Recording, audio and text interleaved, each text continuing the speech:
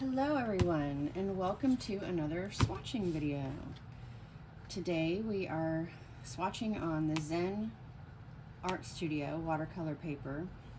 I'm going to be sacrificing one of my good pieces of paper to show you guys the QoR Watercolors. This is by the company Golden, and this is their watercolor line.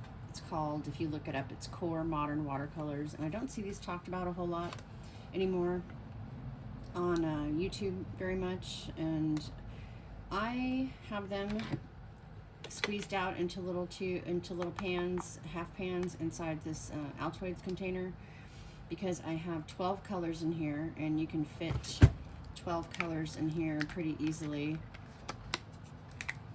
with still some room to spare, so you can fit like a total of 15 half pans inside this little thing. I don't use half pans a whole lot anymore, at least moving forward from when I still use them, obviously, because they're in these palettes. But yeah, so that's my QoR watercolor set. There's 12 in here. I believe I do have 13 colors because I bought one of these tubes in a larger size, because the set comes with 6 of these 5 milliliter tubes, and I bought 6 others to supplement it, but I bought a double of the transparent PYRROLE orange because I really like that color. And I'll talk about one of the color switches that happened since I bought these, and you can probably guess it's the QUINACRIDONE Gold, the elusive discontinued QUINACRIDONE Gold, and what they have replaced it with since I bought these in 2020. I'm going to make some pretty large swatches because I want you guys to see how these paints move. And let's see, I will be kind of starting with a warm red and ending with the cool red. So we'll be starting with the transparent red iron oxide. And I did not pre-wet these, so I think they re-wet pretty well. They're kind of in the middle, what I would consider, you know, easily re-wettable and not. They, like I said, have a binder that's different than most or any other brand. It's the patented, their patented synthetic oxide.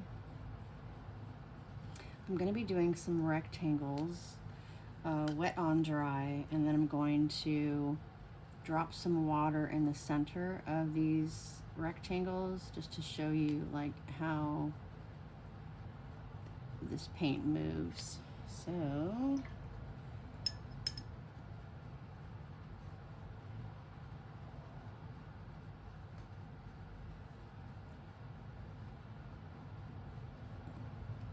this is an earth pigment, PR 101. Transparent red iron oxide. So red iron oxide is the color that is typically PR 101. PR 101 is used in a lot of colors, but it's basically red iron oxide, and it's used to do, you know, some of the redder burnt siennas, Venetian red, English red, all those types of colors. Next, we have permanent Scarlet. This is PR 168.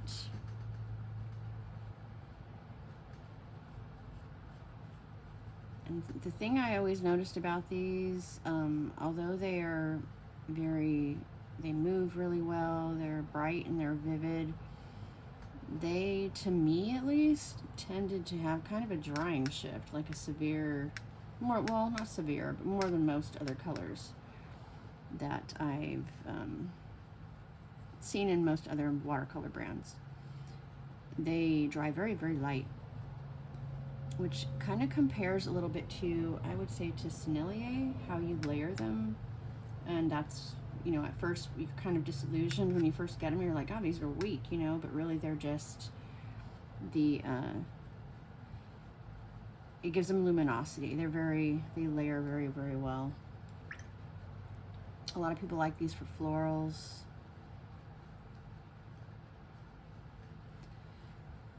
Because they bloom and move really, really well and just kind of give that ethereal look.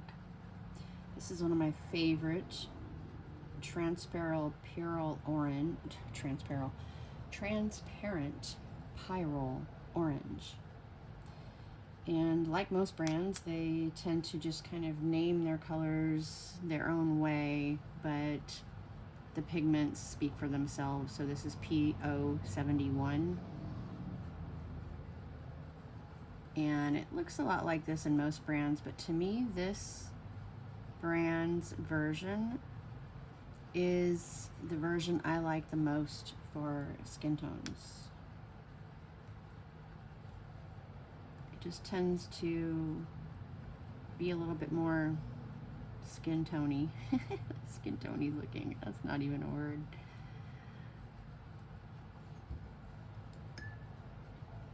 Oh, look at that scarlet, how it's just like, it's even going outside the little border I made.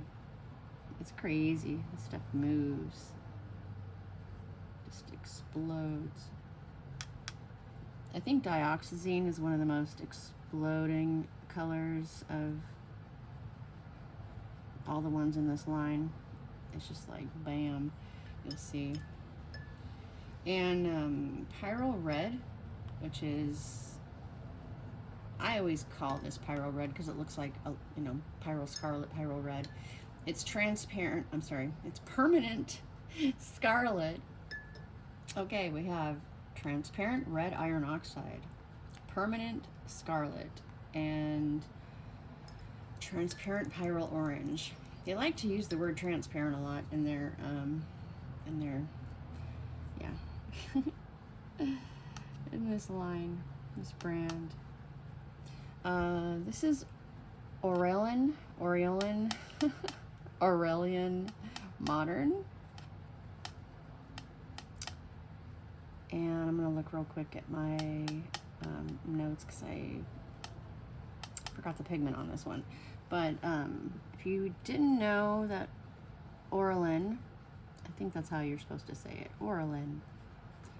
Oh, actually, yeah, I do remember this one. This is PW6, so there's a white pigment in here. And PY150, so that's like your typical azo, nickel azo. But they put a white in here, which is interesting because usually, you know, nickel azo isn't this cool really. It's kind of more of a warmer yellow. And it totally changed it when they put this white in here. So this is PY150 and PW6.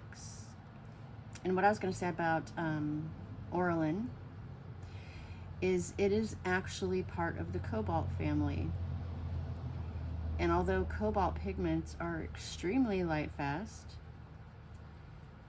the AURELIN color behaves a little bit like, I don't know, I don't want to say like Prussian blue. It just over time, it's not considered light fast, and over time it'll turn gray. So that's not a real pleasant color, you know, when you're originally used it to be yellow, for it to turn gray. So that it's not a very, doesn't have a pleasant shift when it fades. So it turns fugitive, and instead of just getting lighter and fading over time, it turns gray. So that's not ideal, is it? So this is the AURELIN Modern, and it is PY150 and PW6. Now, this is what I was going to say, try to remember to tell you guys about this next color. This is the original QUINACRIDONE Gold. Now, when I was looking these colors up, because I'm too lazy and sometimes my magnifier doesn't work on such tiny tubes and I just cannot see the pigment information on the tubes, I'll look them up in a regular all-in-one place database and you know, make my notes before I do these swatch videos. So I thought I was having like a Mandela effect moment because I was looking up this, my list of colors here, and when I went to go find, which I knew was quinacridone gold, I have it written down on my swatch, the one in my tin. Ooh, look how that one moves, wow.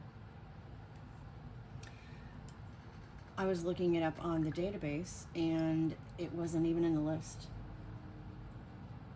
anywhere. And I was thinking to myself, what is going on? The original one is P048 and PY150. So that is an orange pigment number 48 that's been discontinued. And the PY150 is a Nicolazo yellow. They have replaced it in the QoR Modern Watercolor line with BENZOMIDAZALONE Burnt Orange. So if you look up the introductory set of 6 that I originally bought off Amazon here, it will have that in the title. I'm sorry, not the title, the description of which colors are in this set. And so I had looked it up on the database, I had looked it up on Amazon, and I thought, why? When I know for sure this is quinacridone gold, why am I seeing BENZOMIDAZALONE Burnt Orange in the introductory set of 6? So when I pulled out my little box here to show you guys how this comes in, I looked at the different little tubes and I could see it with the magnifier. It was quinacridone gold. And I thought, wow, I thought I was losing my mind for a minute. So I do have the original. I did buy this 6 years ago. So anyway, I say all that to say that the one I'm swatching here is not the one that you would get if you were to purchase the introductory set of 6. So here we go now with green gold, which is in the introductory set of 6. And I need to specify that the introductory set of 6 that I bought is called the high chroma set, not to be confused with the regular introductory set of 6, which includes completely different colors.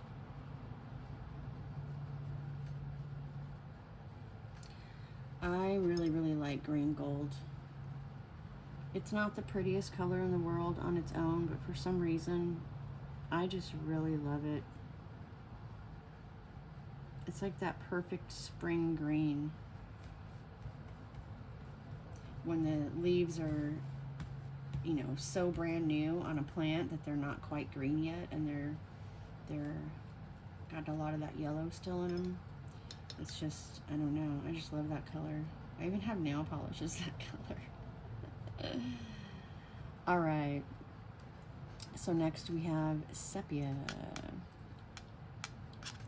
I'm going to clean off my brush a couple times dipping into this, because I know in the last couple times I was using this set, it was I was dipping into it a lot and mixing it with some other similar tones, but just want to make sure I get a nice clean swatch.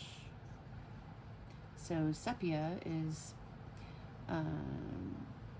PR 101, which is the iron oxide, PBK7, which is a black pigment, and PY150. So that's your Nicolazo again.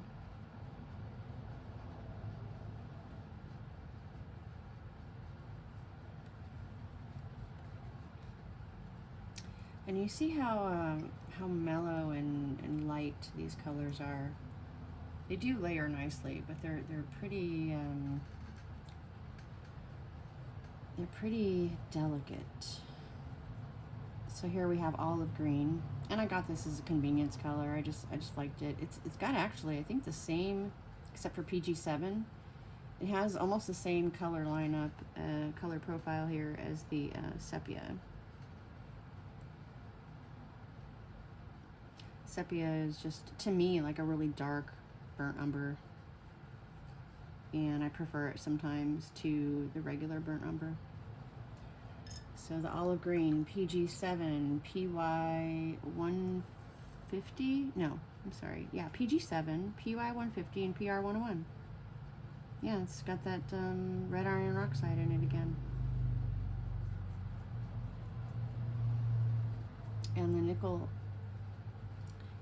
azo color. And then the PG7, which is like a really bright phthalo green. So they basically just toned down that bright phthalo green and made a mix that you could totally do on your own, but I didn't buy a black for this set, and so the olive green and the sepia both have the black in there. I'm getting into the blue and violet tones. I'm going to be really cleaning off my brush here. Some clean water. Second jar of clean water here. This is one of my favorite cobalt teals. It is PG50, so that's a green cobalt pigment. I do use natural lighting for my lamp here.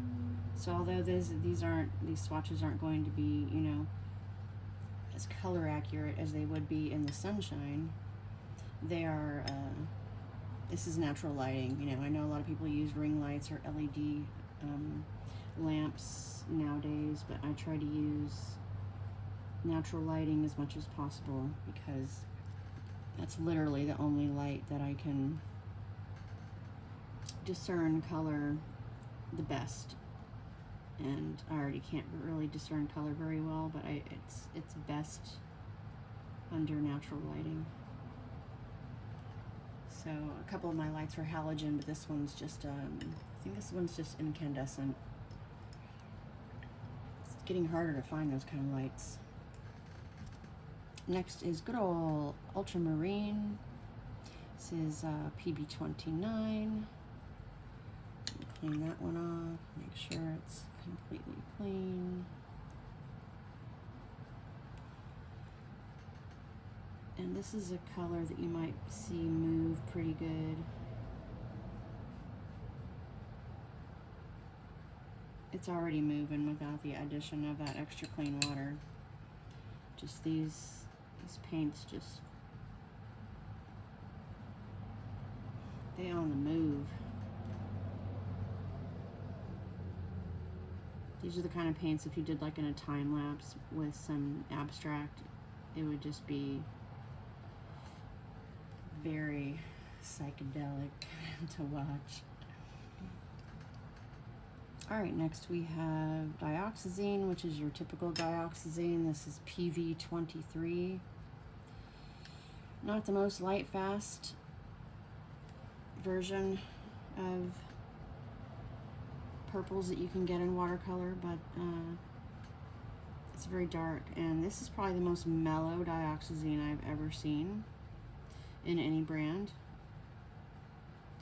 I do like this one because of that, because you can get it to be very delicate, which is a word that you usually don't use when describing dioxazine.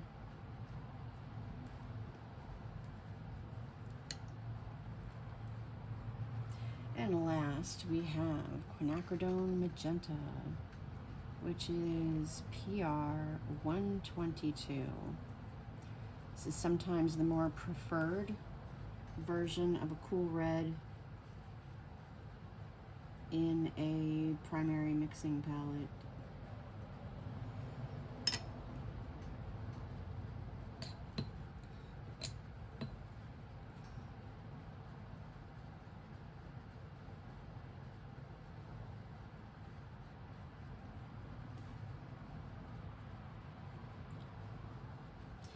There we have all 12 of the colors.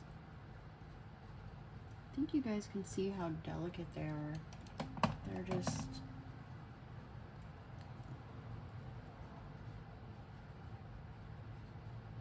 I mean, I appreciate them for that reason. I think a lot of people had expressed a little bit of disappointment in this brand initially when they first came out, because they, you know, just words.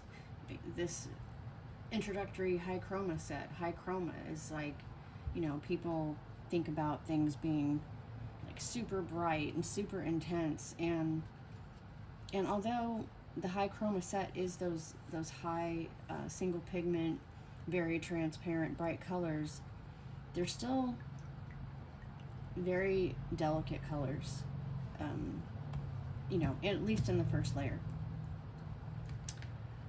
So yeah, if you guys have any questions about any of these colors and the pigments that I used, I usually, when I do the swatch videos now, I put the full list of the colors and their pigments in the description box. I don't write them on here before or during my swatching because it's a little bit hard for me to write, you know, small enough or and bold enough that I'd be able to see it, and then I wouldn't want to accidentally put the wrong color where the words were and stuff like that. So that's just my way of avoiding those problems. But making the list in the description will make it more accessible and permanent. You know, you just go to the description, they'll all be there. And if you have any questions about the paint itself, just leave me a comment and let me know. Do you guys have these watercolors? Do you like them? I should use them more often, and I'm going to be doing more landscapes and florals this year, hopefully. So this would be my my go-to brand for that because of the effects you can get and the delicate layering properties that it has and the nice clean colors. So with that, I will see you guys in the next one. Bye.